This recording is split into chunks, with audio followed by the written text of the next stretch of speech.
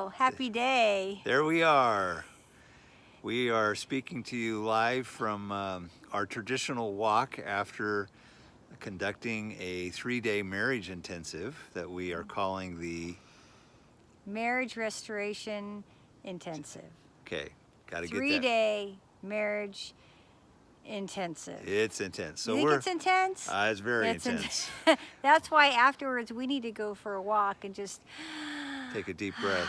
Yeah. We're actually on a local campus of a university here, and they have several trails that weave in and out of trees, and my favorite thing at this time of year are the blackberry bushes. Yeah. And so it's really sweet. I wish you could smell right now. The fragrance is really cool, along with the trees and the pine and the forest that we're in. So when you think of the intensive restoration experience, Brenda, what comes to your mind from this weekend's process? Ooh.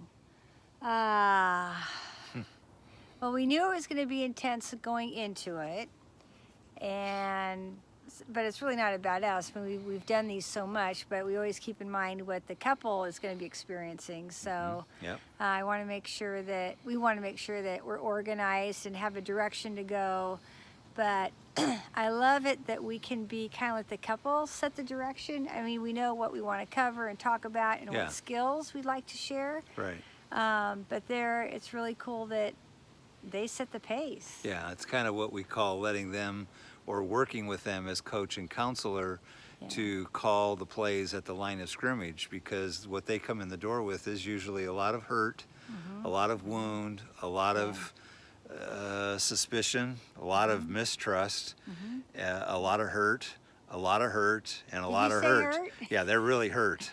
And so being able to give them a safe place to flush things out and be able to begin to soften. I think with this particular experience, what we find with each is that there is a breaking point that can either go one way or the other, and we never know when it's coming or if it's coming, but we trust God that each time that we encounter that, we are actually watching the Holy Spirit work in a person's life, because of the work of the Holy Spirit in the soft place of their pain.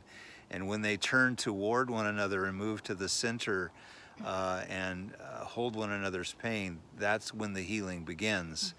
And in each case, there can be, contempt and criticism and defensiveness and stonewalling.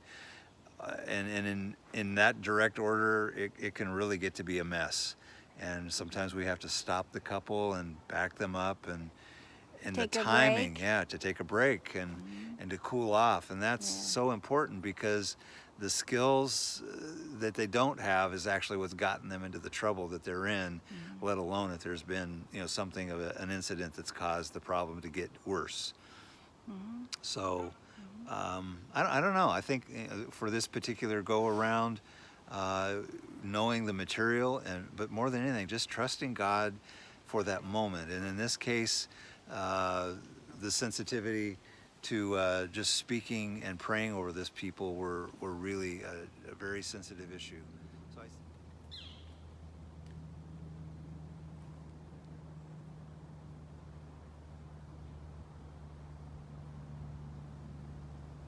So Gil, can you tell me, you mentioned criticism, contempt, stonewalling, and I always forget the fourth one. Defensiveness. Yeah. And those are called the Four Horsemen, according to Gottman, who's done a lot of research in marriage stuff that we use his curriculum. Right.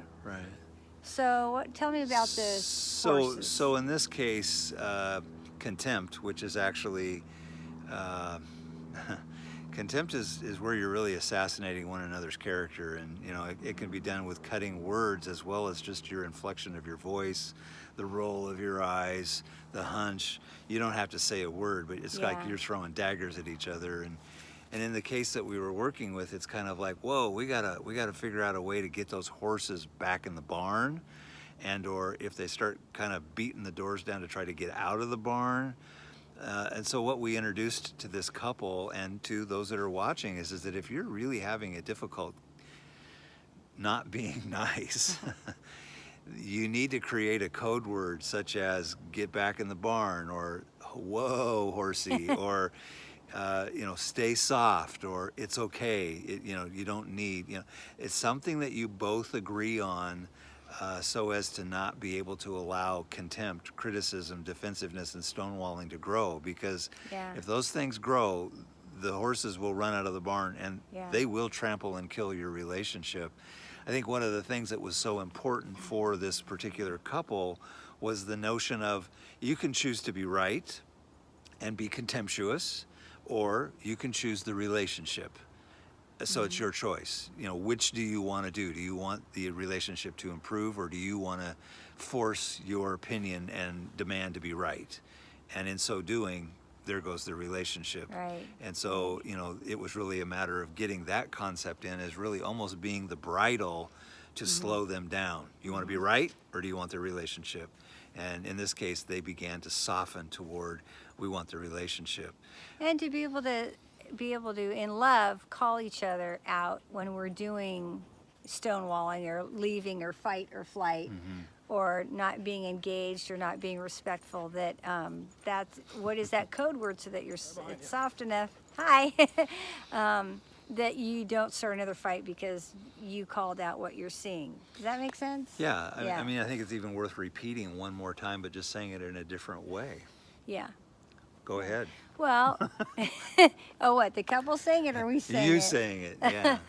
That if you are starting to criticize each other, and the conflict is going up, or contempt, which is, which means you're stupid, right? That's a character assassination. Yeah. If you get defensive or start saying, yeah, but you, right? Yeah, but. Or stonewalling, which is just, you just shut down. Yeah. Those are the four horses that get out of the barn that just wreak havoc in your relationship.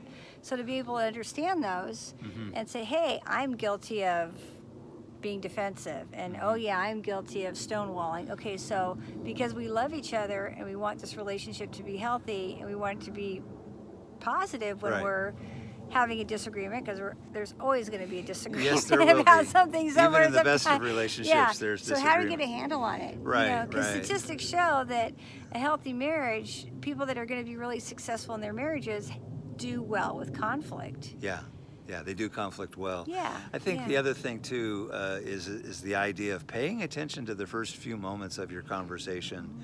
And if you realize that it's going into the ditch, then the barn doors are about ready to fly open, so to say, then back off and say, let's talk about this later. Let's come back and talk to this in a couple of hours, so you get a chance to cool off.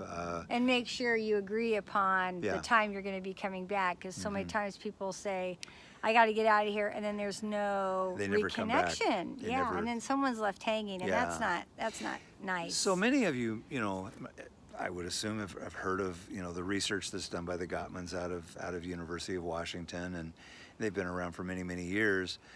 But how many of you actually put it into practice? We gotta do that. you are aware, but you don't take action. And I think that's our concept is, especially when we're in a coaching and counseling intensive, it truly is that comment, hey, we want to shove you with love. It's a shove with love.